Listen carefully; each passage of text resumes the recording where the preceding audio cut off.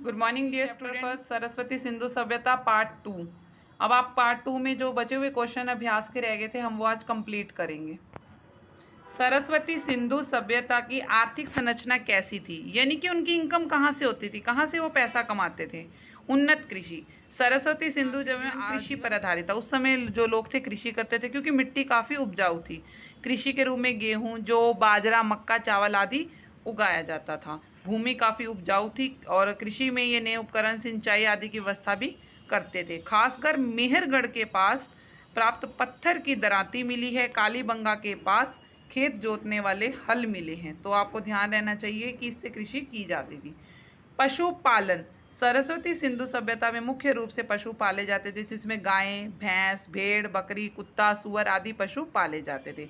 इनसे दूध निकाला जाता था, इनका मांस इस्तेमाल किया जाता था, इनसे ऊन प्राप्त होती थी। और बैलों का प्रयोग तो खेतों को जोतने के लिए और यातायात के लिए किया जाता था। उस समय घोड़े और ऊँट जैसे पालतू पशु भी रखे जाते थे। इसके अलावा उद्योग की बात करें तो सरस्वती सिंधु सभ्यता में उद्योग भी काफ़ी अच्छे से थे। उस समय लोग बर्तन बनाना, औजार, आभूषण बनाना, उपकरणों के धातु की तकनीक द्वारा नई उसको रूप देना, इसके अलावा कीमती पत्थर हो गए, शंख हो गए, सीप हो गए, हाथी दांत हो गए, इनसे आभूषण बनाए जाते। तो इस तरह से अलग अलग तरह से मिट्टी के बर्तन बनाकर उद्योग, वस्त्र उद्योग आदि इसमें शामिल था। अगर हम बात करें व्यापार की तो सरस्वती सिंधु सभ्यता में व्यापार भी व्यापक स्तर पर था।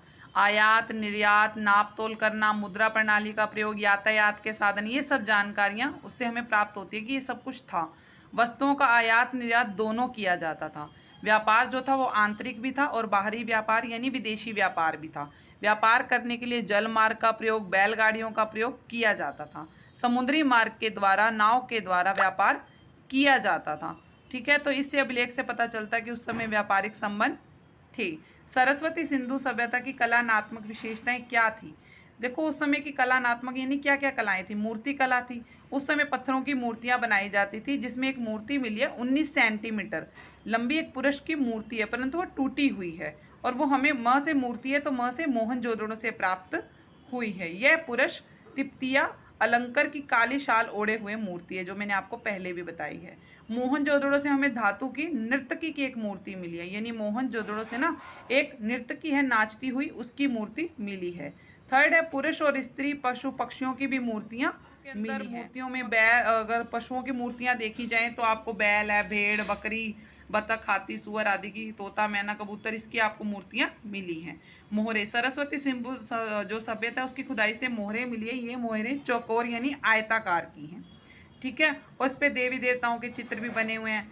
आभूषण की बात की जाए तो उसकी खुदाई से आभूषण भी मिले हैं, जो कि सैलखेड़ी, शंख, हाथी दांत, सोना चांदी के बने हुए हैं। आभूषण में कंगन है, अंगूठी है, हार है, ये सब आभूषण से मिले हैं। इसके अलावा मिट्टी के बर्तन भी मिले हैं। तो इस समय लगता है कि उनको कला का काफ़ी शौक था, चाहे उनके आभूषण हो, मूर्तियाँ हो, मोहरे हो, वो बनाया करते थे। आपका लास्ट प्रश्न है सरस्वती सिंधु पतन के कारण। ये बड़ा इंपॉर्टेंट क्वेश्चन है। तो इसके क्या कारण थे सरस्वती सिंधु सभ्यता का जो पतन हो गया यानी नष्ट हो गया। प्रशासनिक शिथिलता। कहते हैं कि सरस्वती सिंधु सभ्यता का अंतिम चरण हो सकता है कि उस समय उनका प्रशासन शिथिल हो गया। शिथिल का मतलब हो गया कि वो रुकावट आ गई हो। बस्तियों का आकार धीरे धीरे छोटा होने लगा, सफाई कम होने लगी, सड़कों और गलियों में अतिक्रमण होने लगा। अतिक्रमण का मतलब होता है कि जैसे भीड़ बढ़ जाना या गंद इकट्ठा हो जाना। ठीक है, दीवारें और चौड़ी होने लगी। मकानों का निर्माण में पुराने मकानों की ईंटा का प्रयोग किया था, हो सकता है तो धीरे धीरे उनका ग्रामीण संस्कृति बदल गई हो। जलवायु में परिवर्तन। सरस्वती सिंधु सभ्यता के पतन का दूसरा कारण जलवायु में बदलाव भी हो सकता है, क्योंकि उस समय वर्षा की कमी हो गई और सरस्वती नदी के सूख जाने के कारण हरियाणा हो, राजस्थान हो, पंजाब हो, इसकी सभ्यता यहाँ से इनकी जो बस्तियाँ थी वो बिल्कुल खत्म हो गई। बाड़े। मोहनजोदड़ो, चंदहुडू, लोथल आदि में तो खुदाई के प्रमाण मिले कि हो सकता है यहाँ इस सभ्यता का जो पतन हुआ है बाढ़ आने के कारण हुआ हो। समय बीतने के साथ साथ हो सकता है कि जो विदेशी व्यापार है वो भी बंद हो गया हो, क्योंकि आर्थिक जीवन में गिरावट आने लगी हो, तो इस सभ्यता का पतन हो गया हो। महामारी। मोहनजोदड़ो में जब खुदाई की गई है तो 42 यानी 42 मानव कंकाल मिले हैं। इससे पता चलता है कि 41 लोग जो थे वो मलेरिया जैसी बीमारी, महामारी से मरे होंगे। तो हो सकता है इस सभ्यता का पतन हो गया हो। तो यहाँ पर आप जो सरस्वती सिंधु सभ्यता का पतन है, प्रशासनिक शिथिलता बता सकते हैं, बाढ़, सूखापन भी बता सकते हैं, महामारी, विदेशी व्यापार भी बता सकते हैं कि मतलब वो नष्ट कैसे हुई। ठीक है, तो ये सब इसके कारण हो सकते हैं। तो सरस आपको आई होप कि आपको ये चैप्टर समझ आ गया होगा। और फिर भी अगर